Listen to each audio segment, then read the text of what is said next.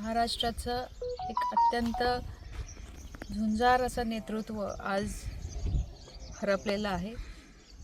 अत्यंत दुर्दैवी घटना आज महाराष्ट्राच्या इतिहासामध्ये घडलेली आहे. माझ्या वडिलांच्या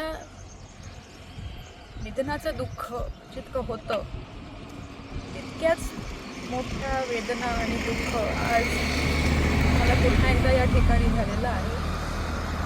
आज खऱ्या अर्थानं महाराष्ट्राचे दादा आज आपल्यातनं हरपलेले आहेत.